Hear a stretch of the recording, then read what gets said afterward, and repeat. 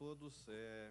Sou Ariosto Culau, secretário de Educação Profissional e Tecnológica, e chamamos aqui essa pequena audiência para que a gente possa falar sobre o processo de designação do diretor-geral pro tempore do Cefet Rio de Janeiro, Centro de Educação Federal Tecnológica.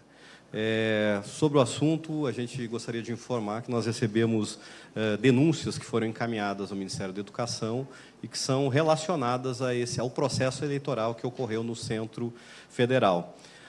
Essas denúncias, elas devem ser foram encaminhadas à corregedoria e devem ser alvo de processo administrativo de apuração. Então, encontramos, nesse momento, nessa fase, relacionada ao processo eleitoral do Cefet Rio de Janeiro.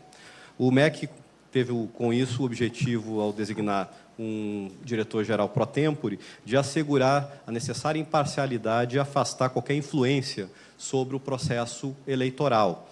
Esse foi o nosso principal objetivo com a designação do professor Maurício como diretor-geral pro tempore. Cabe ressaltar que essa designação, de forma nenhuma, significa um caráter permanente dessa designação. Ele tem um caráter temporário. Ele está lá até que se conclua a análise do processo eleitoral, até que se tenha a devida apuração dos fatos que foram trazidos ao conhecimento do Ministério da Educação.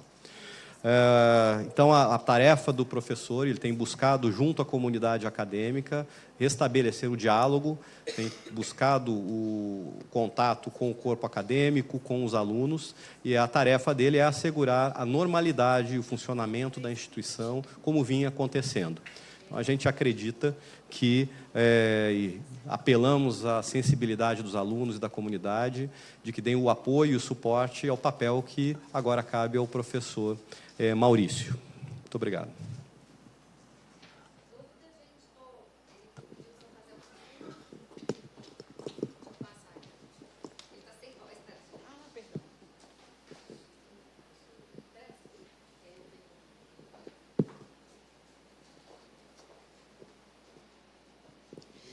O MEC pretende intervir judicialmente para garantir que o diretor interino entre no Cefet Rio.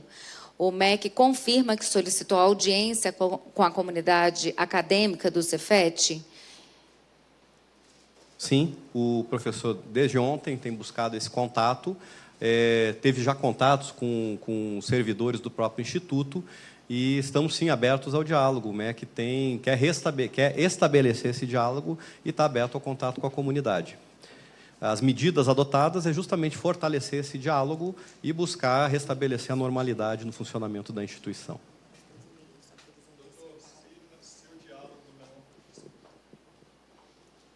Boa tarde, Rafael, do Metrópolis.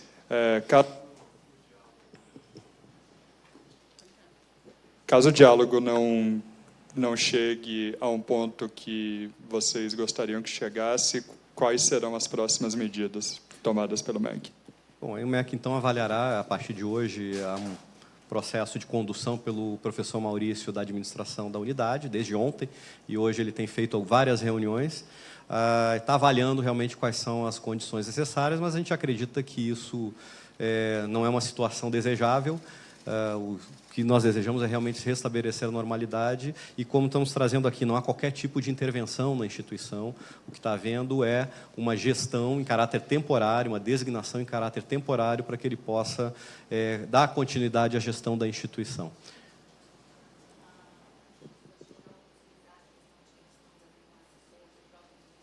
Perfeito, perfeito. Eu queria trazer até um elemento importante.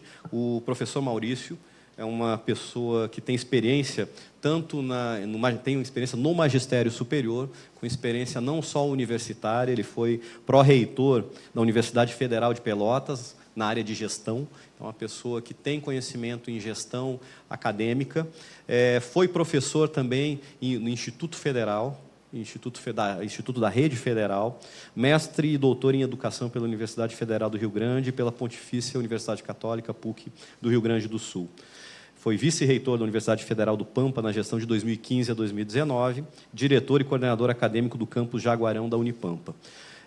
O professor trabalha aqui no Ministério, desde a atual gestão, e, de forma muito clara, foi indicado por mim, através do conhecimento que tenho das funções que ele exercia na Secretaria Executiva do Ministério da Educação, foi indicado por mim ao ministro como uma pessoa apta e que atende todos os requisitos legais para o exercício dessa função. Então, ele não exercia qualquer função de assessoria, ao contrário do que foi dito em alguns meios de comunicação.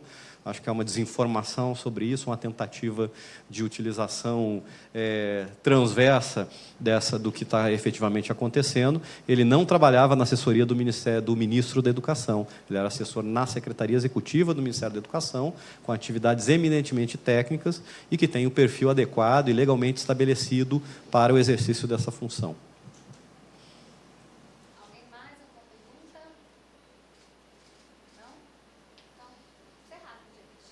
Muito obrigado.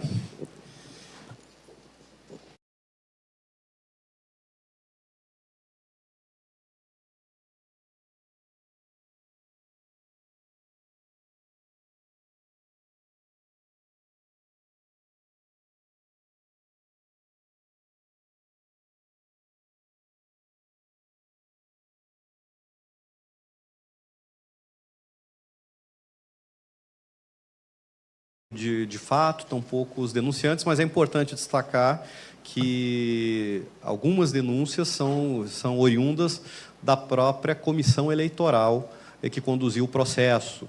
Então, merecem uma especial atenção. Não são simplesmente denúncias assim anônimas, mas são denúncias que foram originadas na própria comissão eleitoral.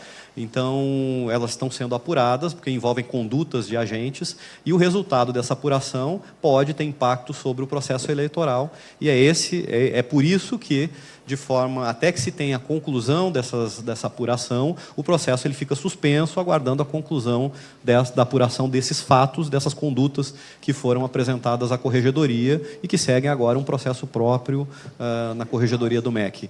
Não há um prazo estabelecido, a Corregedoria tem o seu processo de análise, vai verificar se efetivamente esses indícios existem, mas vai verificar se eles são passíveis de responsabilização, e aí é um processo próprio a que compete à Corregedoria do Ministério da Educação.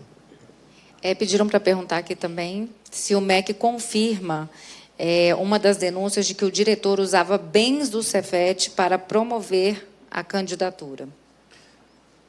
Bom, eu não posso realmente me manifestar sobre o objeto das denúncias.